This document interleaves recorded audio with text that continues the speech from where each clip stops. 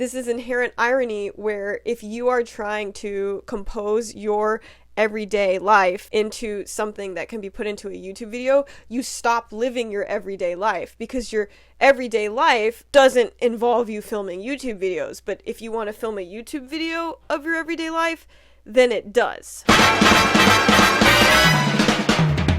So today I want to talk about one of YouTube's most common and popular forms of content, and that is vlogging. The styles and types of vlogs that we see on YouTube have definitely evolved over the years, and in 2022 there's literally so many different types of vlogs that you could possibly see. There is morning routines, evening routines, day in my life, school day in my life, work day in my life, travel vlog, cooking vlog, and probably a bunch more that I forgot to list. But during the pandemic, I feel like we really saw a shift towards lifestyle content and vlogging, and there was the rise of the productivity vlog, the living alone vlog, essentially vlogs that are showing you how somebody completes everyday mundane tasks. A successful vlog will give the impression that there is like a nameless camera person following the vlogger throughout the day and taking these third-person films of them. It's kind of like, this is what I would be doing if you, the viewer, weren't here, but there just happens to be a video of it. Nothing's changed other than that you are now watching what I'm doing. But when you consider that most vloggers film their own vlogs, this means that they also have to occupy the role of camera person. In a lot of vlogs, vloggers will have these like strategic third-person clips placed throughout the vlog that come across really naturally to the viewer and are really good at communicating whatever the sequence of actions are. But when you think about what it took to capture that particular shot, it's actually a lot more technical with a lot more thought into it than it would come across to somebody who's simply just viewing the vlog. And I didn't really start noticing or even thinking about any of this stuff until I started trying to film my own vlogs. And I realized that vlogging takes an activity that is essentially supposed to be really simple, especially if it's a lifestyle vlog. So like my morning routine, I wake up, I brush my teeth, I eat my breakfast, blah, blah, blah. It takes this simple activity that requires no thought in a normal day, right, when you're not filming yourself, but it makes it into something that actually needs to be really well thought out and composed for it to come across cohesively in a YouTube video. So this is where the inherent irony of vlogging arises. If you are filming like a lifestyle day in my life, whatever, this is what I do in my day vlog, you neglect to capture the part of your day that was spent filming the vlog.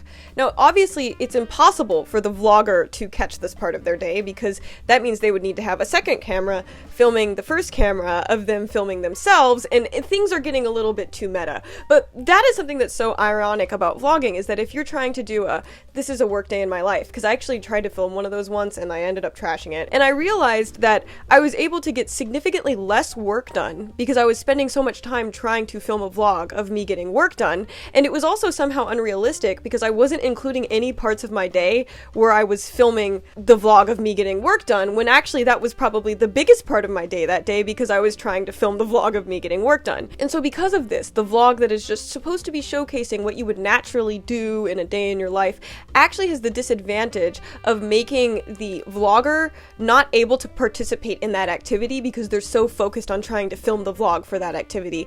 At least that is my experience. When you are vlogging in this lifestyle style that I've been talking about this whole video, you have to be doubly aware of your surroundings. You have to be aware of the third person perspective and the first person perspective. So the third person perspective, what is the camera capturing? What is my audience gonna see as I am filming this vlog? How is it gonna come across to them? And these vloggers are really good at this because they're able to compose these sequences of videos that are really, really just to consume from the viewer's perspective. However, they also have to maintain the first person perspective. I don't know, I was literally watching a vlog today where this girl was showing me a work day in her life, and she was going to work, right? And she was like, now I'm gonna walk to work. And then there was like several really strategic shots of like her walking across the screen, like from afar, which means that she had to go put the camera over there and then walk across the screen and then pick the camera back up and then do that several times, because there was like several shots like that. And there's even one of her like crossing a crosswalk, so she had to like leave her camera at the crosswalk, if you think about it, walk across the crosswalk, and then come back and get the camera. So in that way, she had to be aware of the third person perspective. She was probably thinking, okay, if I leave the camera here, walk across, come back, then I'll be able to edit it, and I'll get like a good shot of me walking. And if I edit out the parts where like I put the camera down and walk across, come back and pick the camera up, if I edit those out and I compile all these clips together, then it just looks like, wow, she's walking to work. Right? But she also has to maintain the first person perspective, because while she's doing the walking, she has to look like she's actually walking to work, not like she's gonna walk and then come back and then pick up the camera and then go walk somewhere else and put it down. I've done this in some of my vlogs. There is a point in one of my vlogs where I was like on a train and I wanted a clip of me just like looking out the window. And what I had to do was like find a good point to put the camera that was like far away from me, and then like make sure that the camera was like, once I sat down, I would be in the right point of the shot, because I was like so far away from the camera that I wouldn't be able to see myself like in the viewfinder when I actually did sit down. And so I spent a bunch of time figuring this out. And then I went and I sat down and looked out the window. But the whole time I wasn't really looking out the window. I mean, I was looking out the window, but I wasn't really like living in that experience. I was thinking like, how do I make myself look as natural as possible for this vlog of me looking out the window, when I'm really thinking about, man, is my camera gonna fall over, or is somebody gonna take it, and am I gonna turn around, is it gonna be gone, or is this entire shot wobbly, or am I even in the viewfinder? You know, all of these things are running through my head, and I was like, you know, this is supposed to showcase me enjoying my time on the train and looking out the window. But in reality, this is actually a little stressful, and I am not really enjoying this, and I'm definitely not enjoying looking out the window, because I'm too busy thinking about all of these other things that come with composing a cohesive shot. So the irony is that by trying to maintain these dual perspectives, the first and third person, you exist in this like vlog purgatory. I'm gonna call it vlogatory, where you're not really enjoying either experience. If we go back to my train example, like I said, I wasn't enjoying looking out the window. Like, I wasn't really even thinking about that. I was acting, is I think what it was. Like, I was acting in a situation where it was supposed to be just my real life showcasing to the camera. And because I had to simultaneously, while I was acting like I was living a first person experience, I had to be aware of the third person experience, so that when I eventually edited the video, it came out the way that I wanted. So I was stuck between first and third person, and in that way I was like, I just feel like I'm not getting a lot from this experience. This is inherent irony where if you are trying to compose your everyday life into something that can be put into a YouTube video, you stop living your everyday life, because your everyday life doesn't involve you filming YouTube videos. But if you want to film a YouTube video of your everyday life, then it does. Alright, I'm talking a lot about third-person perspectives. I'm talking a lot about how we have to be aware of the audience at all times. So let's talk about the audience. Us, you and me. What do we do? Like, how do we feel? What do we think when we are consuming these vlogs? In our postmodern society, many human-to-human interactions are now taking place online. And this is largely because of the COVID-19 pandemic, blah, blah, blah. I feel like so much of what's happening in our society today is just a result of this weird shift that we've had to interacting with people online, and we are continuously just analyzing and finding out new ways that being chronically online is making us weird. And so because of this, many people, myself included, because we spend so much time online, have substituted this in-person human-to-human interaction with online human-to-human interaction. Because at the end of the day, humans are social creatures. Even if you feel as though you're like an introvert and you have social anxiety going outside, you most likely still need to find ways to meet your need for social interaction. So you're going to replace that with online social interaction. And when you get most of your social interaction online, it really warps the way that you think about the world. Again, this is from my own experience. So what's so ironic and interesting about lifestyle vlogging is the commitment the vlogger has to making it seem like their day, what they're showcasing, is very simple and effortless, when in reality it is very effortful and not simple at all to film your life, your day, in an aesthetic, cinematic way and compose that into a YouTube video to then post online. And so what makes this even further interesting is how we, the audience, consume this content. Within recent years, media consumption has moved from the traditional media of like TV, movies, into more of a reality style content. This is including reality TV and then social media content. Now, you probably noticed this, you know, during the pandemic, even though vlogging and lifestyle content was a really big deal before that, it is now like an astronomically even bigger deal. And we also saw a big jump in the number of reality TV shows that were popular and being produced during the pandemic. Now, there's like new reality TV shows coming out every 30 seconds, and like literally every possible configuration of reality TV show has been thought of. Like, I was on Netflix the other day, and I feel like I saw like some sort of dating show that was like I wanted to make sure that I was remembering this correctly before I said it, but it's called Dated and Related. So I guess it follows like 9 pairs of siblings as they're in a villa, of course, yes, Love Island. Obviously, when you read the title, you think, oh my god, incest? No, it's not that. It seems as though like the siblings are in the villa, but they're not dating each other, thankfully. But regardless, how we went from Love Island, or not even Love Island, like The Bachelor or Temptation Island, like 20 years ago, to this, it's so niche, right? Every day there is some weird niche reality TV show content coming out because it's so popular right now. All of this like reality TV show content and watching lifestyle, reality, whatever content on YouTube, it leads me to believe that we are really invested in viewing how other people live their lives to a point where it's almost a little voyeuristic. And I found this interesting article from Psychology Today that was posted in 2001 about why Americans love reality TV so much. And this is, I think, a really interesting time period to pull that from, because the early 2000s was when reality TV was like first becoming popular in America. Like there was only a few shows, but we were starting to see this like shift towards loving reality content. And the article reads, and I quote, "Reality TV allows Americans to fantasize about gaining status through automatic fame.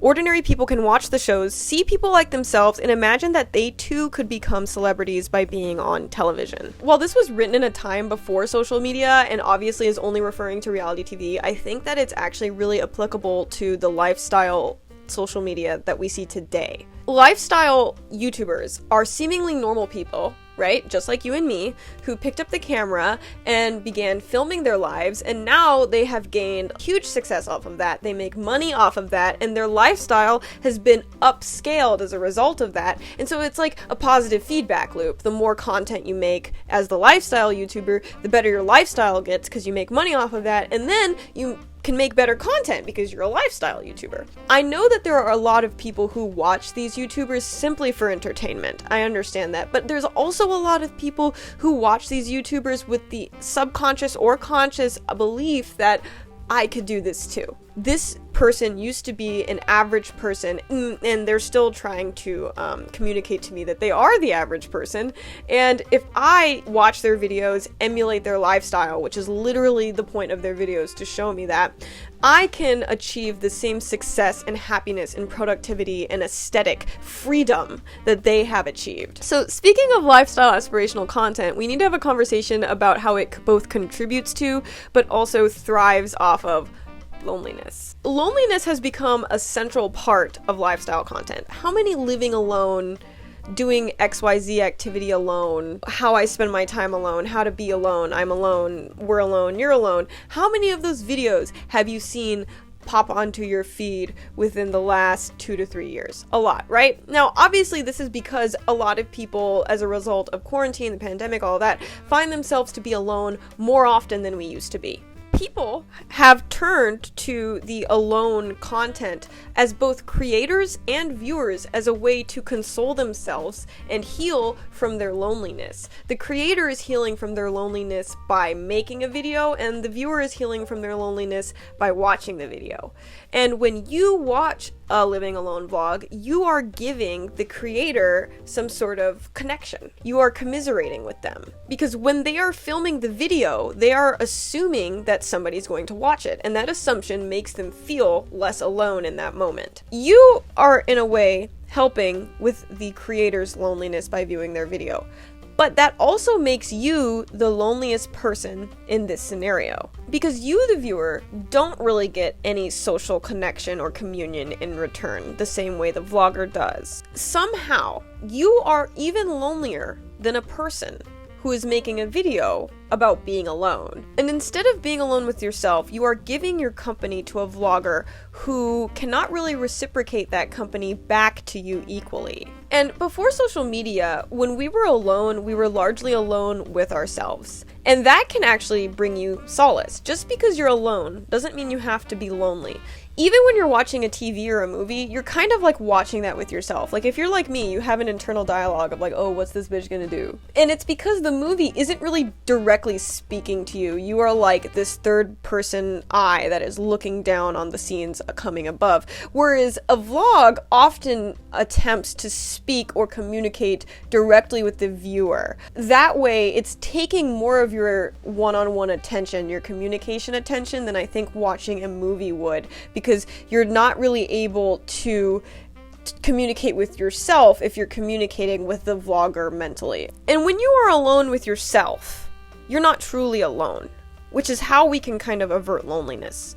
But when we spend our lonely time giving it to somebody who can't even give it back because they're not actually there, it's just a video of them talking, it even further underscores the loneliness that you felt to begin with, which is probably why you clicked on the video. Usually the vlogger will end the video with some sort of resolution of how they've overcome loneliness, they've conquered loneliness, they've conquered being alone, and then when the video ends, you click off and you feel even lonelier than you did when you started. And of course, this has to lead to a conversation about parasocial relationships, because it's essentially what I've just described to you, this relationship where the viewer gives but can't really get back, and the creator or the vlogger or the person in front of the camera, even me right now, I get things from you watching my video that I can't really return to you equally. What does it say about so many of us, myself included, that we choose to spend a lot of our free time watching people perform everyday mundane tasks?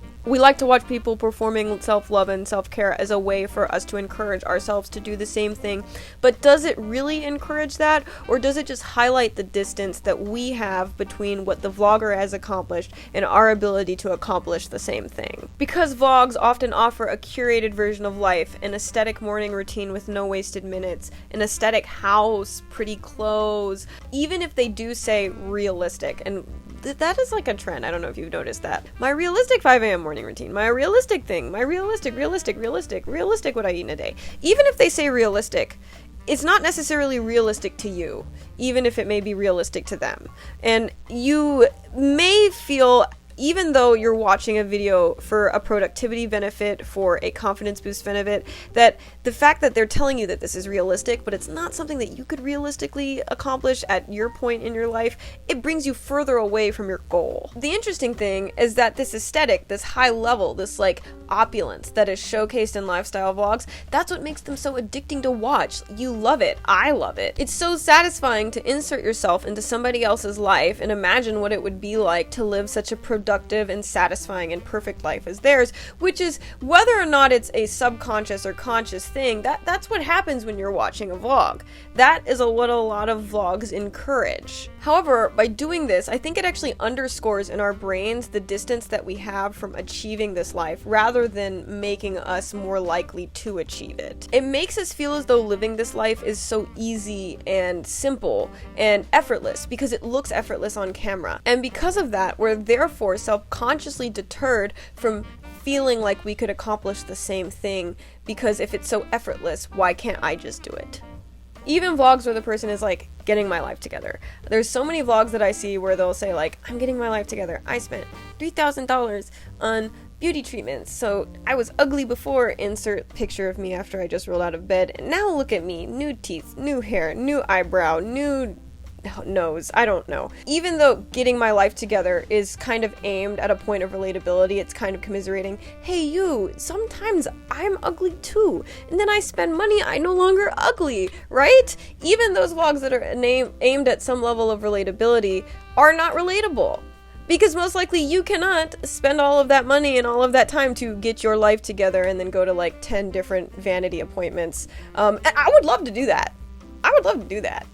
But I can't. So I didn't really even start thinking about a lot of this critically until I tried to film my own vlogs. And then I realized, okay, wait, this shit's hard. Like, it's not easy. Like, it's not just I pick the camera, I follow around. Vlogging just seems really natural when you're watching it. But when you're doing it, there's actually a lot of behind the scenes thought that goes into it that is really meta and ironic. So we've come to the end of this video, and I want to be clear that I am in no way saying that you have to stop watching your favorite aesthetic lifestyle vlogger. I will not be doing that. I will continue watching them. It satisfies a certain that I guess I need to have satisfied. And I don't want you to feel as though that I'm saying that you have to criticize your favorite lifestyle vlogger for being somewhat inauthentic, or whatever. I wanted to point out the irony that I knew I wouldn't have even thought of if I hadn't tried to film a vlog myself. And I know that, you know, a lot of people on YouTube never actually try to go down the creator path, and so I thought it would be interesting to share with you guys.